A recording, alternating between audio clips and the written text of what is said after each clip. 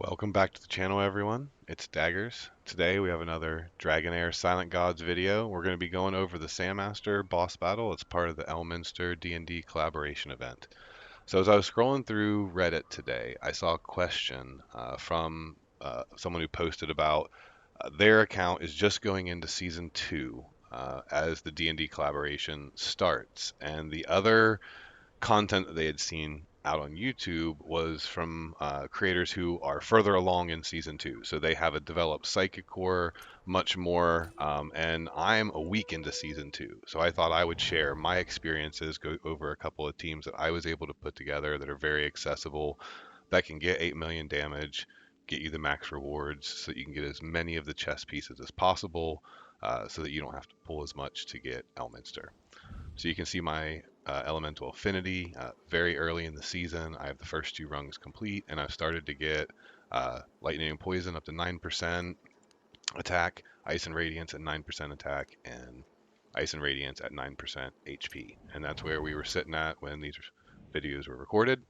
So I'm going to go ahead and, oh, there's one other thing I wanted to touch base on real quick. There's a couple of mechanics that it's important to know about for this boss. If you do happen to get lucky and get Elminster, um, the boss takes 50% more damage if you have Elminster in the team.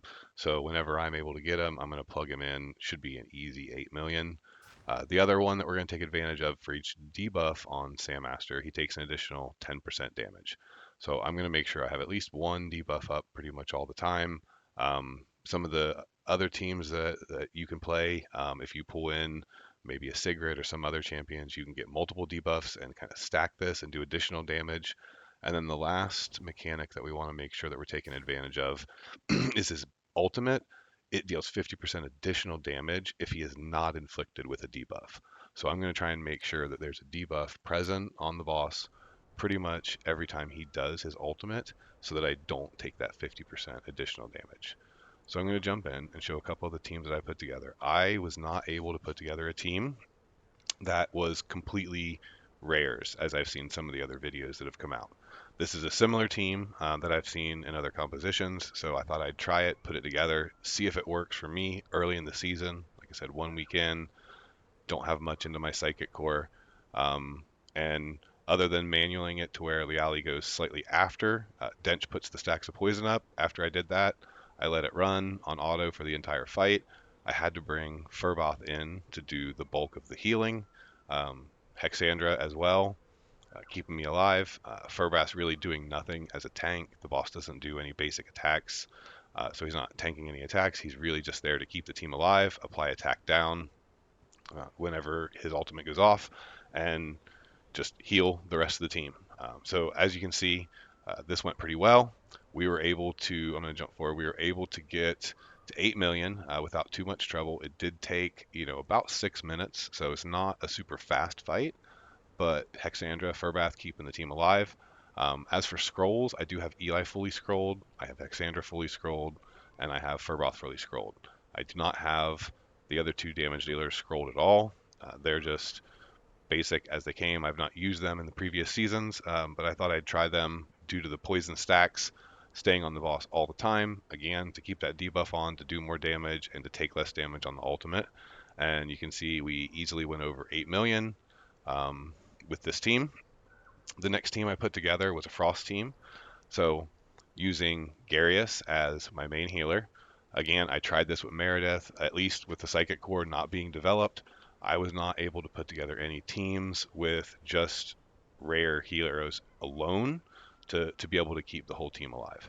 So I had to bring in at least an epic healer on both of these teams.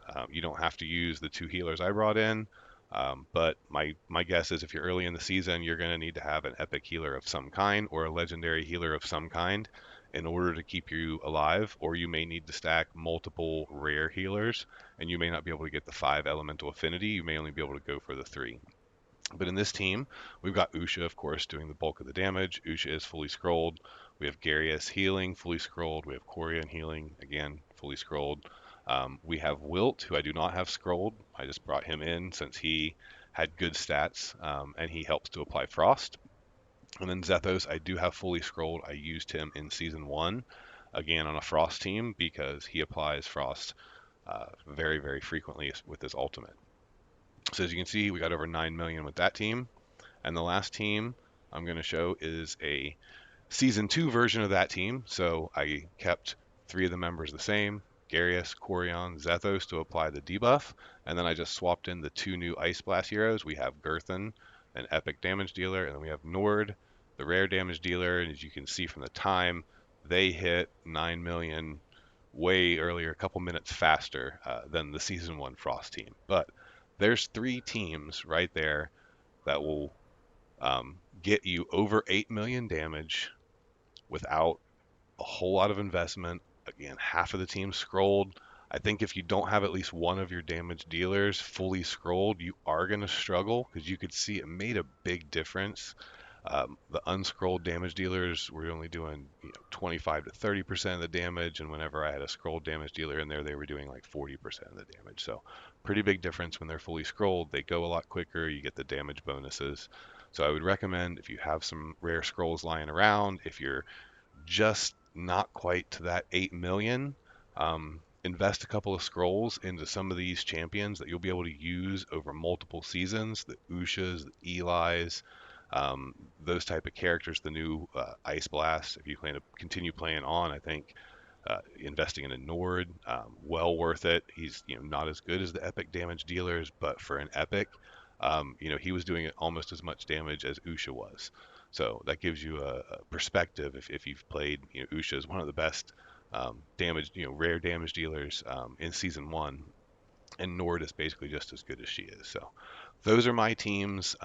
That's my experience. Just kind of wanted to share this after I saw that question. I said, hey, it was possible. I did it on day 1 with all epics, but I came back today and thought, well, let me strip out as many epics as I can and put in as many rares as I can to make this accessible so that you can, again, see how the teams are built.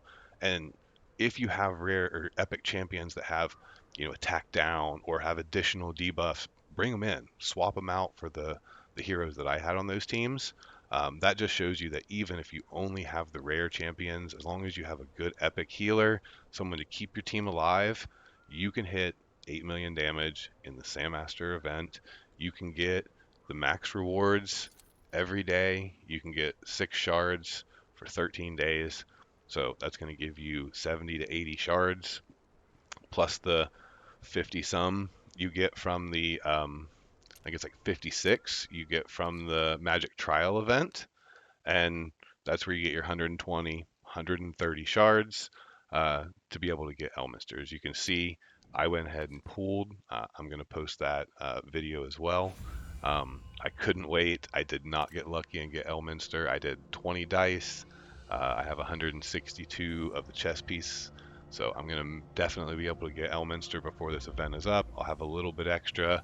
I'm going to decide if I go back in because I kind of really want that artifact, but I'm also not too sure because I'm planning to save for another banner that has Bledden and Sheena because I was unable to get Bledden in my beginning of Season 1 pools.